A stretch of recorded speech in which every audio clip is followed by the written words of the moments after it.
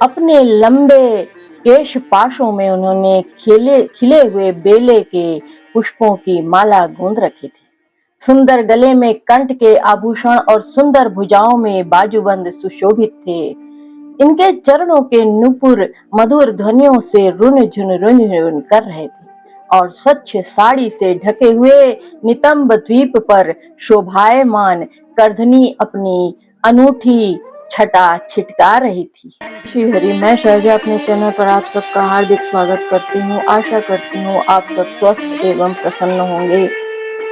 आज श्रीमद् भागवत महापुराण के अष्टम स्कंद की कथा है। कथा है समुद्र से अमृत का प्रकट होना और भगवान का मोहिनी अवतार ग्रहण करना। श्री सुखदेव जी कहते हैं, पीते गरे वृषांगेन प्रीतास्ते मर्दानवा मन्मथु स्तरसा सिंधुम हविर्धानी ततो भवत। सुखदेव जी कहते हैं, इस प्रकार जब भगवान शंकर ने विष पी लिया तब देवता और असुरों को बड़ी प्रसन्नता हुई। वे फिर नए उत्साह से समुद्र मथने लगे। तब समुद्र से कामधेनु प्रकट हुई। वह अग्निहोत्र की सामग्री उत्पन्न करने वाली थी, इसलिए ब्रह्मलोक तक पहुंचाने वाले यज्ञ के लिए उपयोगी पवित्र घी, दूध आदि प्राप्त करने के लिए ब्रह्मावादी ऋषियों ने उसे ग्रहण कर लिया। उसके बाद उच्चैः श्रवा नामक घोड़ा निकला। वह चंद्रमा के समान श्वेत वर्ण का था। बलि ने उसे लेने की इच्छा प्रकट की। इंद्र ने उसे नहीं चाहा क्योंकि भगवान ने उन्हें पहले से ही सिखा रखा था।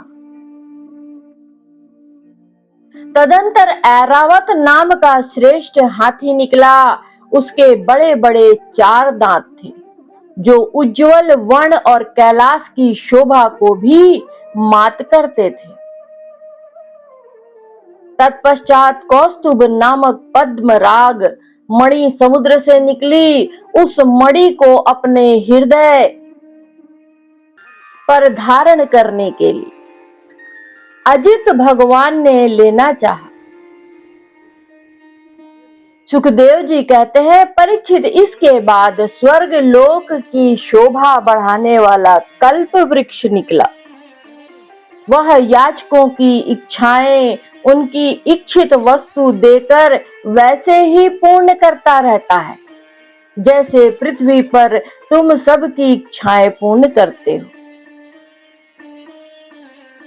तत्पश्चात अप्सराएं प्रकट हुईं। वे सुंदर वस्त्रों से सुसज्जित एवं गले में स्वर्ण हार पहने हुए थी।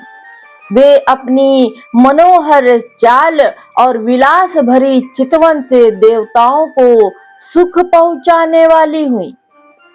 इसके बाद शोभा की मूर्ति स्वयं भगवती लक्ष्मी देवी प्रकट हुई। वे भगवान की नित्य शक्ति हैं। उनकी बिजली के समान चमकीली छटा से दिशाएं जगमगा उठी। उनके सौंदर्य, औदार्य, यौवन, रूप, रंग और महिमा से सबका चित्त खिंच गया। देवता, असुर, मनुष्य सभी ने चाहा कि ये हमें मिल जाए। स्वयं इंद्र अपने हाथों उनके बैठने के लिए बड़ा विचित्र आसन ले आए। श्रेष्ठ नदियों ने मूर्तिमान होकर उनके अभिषेक के लिए सोने के घड़ों में भर भर कर पवित्र जल ला दिया। पृथ्वी ने अभिषेक के योग्य सब औषधियां दी। गौओं ने पंचगव्य और बसंत ऋतु ने चैत्र वैशाख में होने वाले सब फूल फल उपस्थित कर दिए। इन सामग्रियों से ऋषियों ने विधि पूर्वक उनका अभिषेक संपन्न किया। गंधर्वों ने मंगलमय संगीत की तान छेड़ दी। नर्तकियां नाच नाच कर गाने लगी।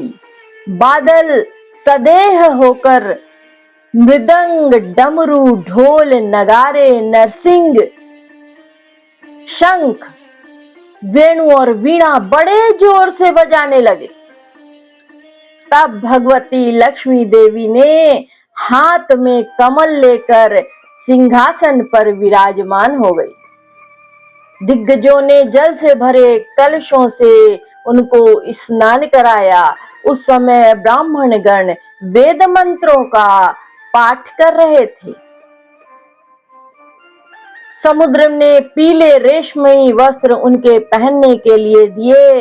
वरुण ने ऐसी वैजंती माला समर्पित की जिसकी मधुमय सुगंध से भौरे मतवाले हो रहे थे। प्रजापति विश्वकर्मा ने भांति भांति के गहने, सरस्वती जी ने मोतियों का हार, ब्रह्मा जी ने कमल और नागों ने 2 कुंडल समर्पित किए। इसके बाद लक्ष्मी जी ब्राह्मणों के स्वस्तुतियन पाठ कर चुकने पर अपने हाथों में कमल की माला लेकर उसे सर्वगुण संपन्न पुरुषों के गले में डालने चली। माला के आसपास उसकी सुगंध से मतवाले हुए भौरे गुंजार कर रहे थे। उस समय लक्ष्मी जी के मुख की शोभा अवर्णनीय हो रही थी। सुंदर कपोलों पर कुंडल लटक रहे थे। लक्ष्मी जी कुछ लज्जा के साथ मंद मंद मुस्कुरा रही थी। उनकी कमर बहुत पतली थी। दोनों स्तन बिल्कुल सटे हुए और सुंदर थे। उन पर चंदन और केसर का लेप किया हुआ था। जब वे इधर उधर चलती थीं, तब उनके पायजेब से बड़ी मधुर झनकार निकलती थी। ऐसा जान पड़ता था मानो कोई सोने की लता इधर उधर घूम फिर रही है। वे चाहती थीं कि कोई निर्दोष तथा समस्त उत्तम गुणों के नित्य युक्त अविनाशी पुरुष मिले, तो मैं उसे अपना आश्रय बनाऊं, वरण करूं। परंतु गंधर्व, यक्ष, असुर, सिद्ध, चारण, देवता आदि में कोई भी वैसा पुरुष उन्हें न मिला। वे मन ही मन सोचने लगी कि कोई तपस्वी तो है, परंतु उन्होंने क्रोध पर विजय नहीं प्राप्त की है। किन्हीं में ज्ञान तो है, परंतु वे पूरे अनासक्त नहीं हैं। कोई कोई है तो बड़े महत्वशाली, परंतु वे काम को नहीं जीत सके हैं। किन्हीं में ऐश्वर्य भी बहुत है, परंतु वह ऐश्वर्य ही किस काम का, जब उन्हें दूसरों का आश्रय लेना पड़ता है। किन्हीं में धर्माचरण तो है, परंतु प्राणियों के प्रति प्रेम का पूरा बर्ताव नहीं करते। त्याग तो है, परंतु केवल त्याग ही तो मुक्ति का कारण नहीं है। किन्हीं किन्हीं में वीरता तो अवश्य है, परंतु वे भी काल के पंजे से बाहर नहीं है। अवश्य ही कुछ महात्माओं में विषयासक्ति नहीं है, परंतु वे तो निरंतर अद्वैत समाधि में ही तल्लीन रहते हैं। किसी किसी ऋषि ने आयु को तो बहुत लंबी प्राप्त कर ली, परंतु उनका शील मंगल भी मेरे योग्य नहीं है। किन्हीं में शील मंगल भी नहीं है, परंतु उनकी आयु का कुछ ठिकाना नहीं। अवश्य ही किन्हीं में 2 ही बातें हैं, परंतु वे अमंगल वेश में रहते हैं। रहे एक भगवान विष्णु, उनमें सभी मंगलमय गुण नित्य निवास करते हैं, परंतु वे मुझे चाहते ही नहीं। इस प्रकार सोच विचार कर अंत में लक्ष्मी जी ने अपने चिर अभिष्ट भगवान को ही वर के रूप में चुना। क्योंकि उनमें समस्त सद्गुण नित्य निवास करते हैं। प्राकृत गुण उनका स्पर्श नहीं कर सकते और अणिमा आदि समस्त गुण उनको चाहा करते हैं, परंतु वे किसी की भी अपेक्षा नहीं रखते। वास्तव में लक्ष्मी जी के एकमात्र आश्रय भगवान ही है, इसी से उन्होंने उन्हीं को वरण किया।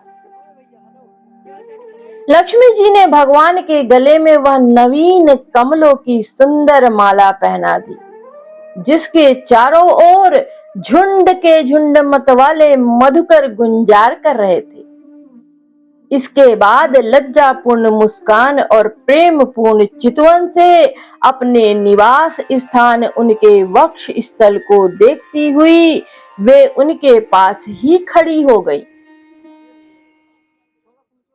जगत पिता भगवान ने जगत जननी समस्त संपत्तियों की अधिष्ठात्री देवता श्री लक्ष्मी जी को अपने वक्ष स्थल पर सर्वदा निवास करने का स्थान दिया।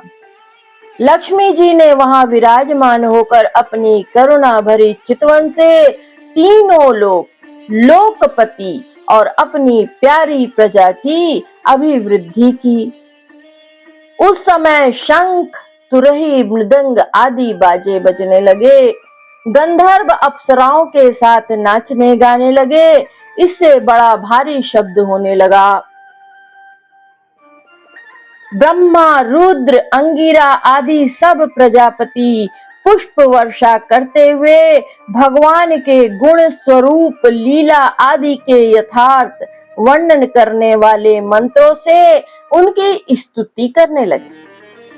देवता, प्रजापति और प्रजा सभी लक्ष्मी जी की कृपा दृष्टि से शील आदि उत्तम गुणों से संपन्न होकर बहुत ही सुखी हो गए।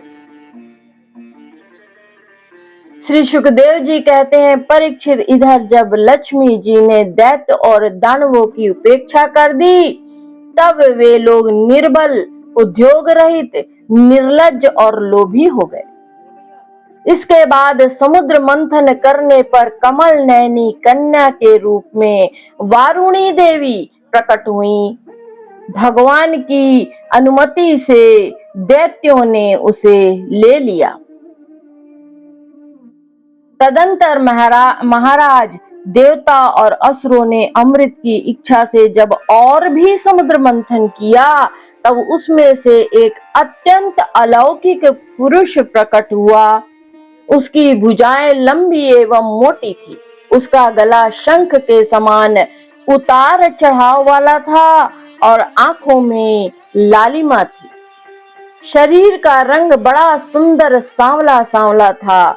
गले में माला, अंग अंग सब प्रकार के आभूषणों से सुसज्जित, शरीर पर पीतांबर, कानों में चमकीले मणियों के कुंडल, चौड़ी छाती, तरुण अवस्था, सिंह के समान पराक्रम, अनुपम सौंदर्य, चिकने और घुंघराले बाल लहराते हुए उस पुरुष की छवि बड़ी अनोखी थी।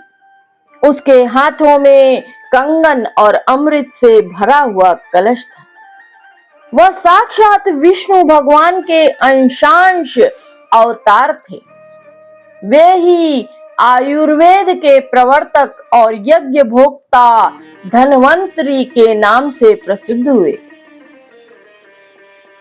जब दैत्यों की दृष्टि उन पर तथा उनके हाथ में अमृत से भरे कलश पर पड़ी, तब उन्होंने शीघ्रता से बलात् उस अमृत के कलश को छीन लिया। वे तो पहले से ही इस ताक में थे कि किसी तरह समुद्र मंथन से निकली हुई सभी वस्तुएं हमें मिल जाएं। जब असुर उस अमृत से भरे कलश को छीन ले गए, तब देवताओं का मन विषाद से भर गया। वे दुखी हो गए। अब वे भगवान की शरण में आए। उनकी दीन दशा देखकर भक्त वाच्छा कल्प तरु भगवान ने कहा, देवताओं, तुम लोग खेद मत करो। मैं अपनी माया से उनमें आपस में फूट डालकर अभी तुम्हारा काम बना देता हूं। सुखदेव जी कहते हैं, परीक्षित, अमृत लोलुप, अमृत के लोभी दैत्यों में उसके लिए आपस में झगड़ा खड़ा हो गया। सभी कहने लगे, पहले मैं पीऊंगा, पहले मैं, तुम नहीं, तुम नहीं। उनमें से जो दुर्बल थे वे उन बलवान दैत्यों का विरोध करने लगे जिन्होंने कलश छीनकर अपने हाथ में कर लिया था। वे ईर्ष्यावश धर्म की दुहाई देकर उनको रोकने और बार बार कहने लगे कि भाई, देवताओं ने भी हमारे बराबर ही परिश्रम किया है, उनको भी यज्ञ भाग के समान इसका भाग मिलना चाहिए।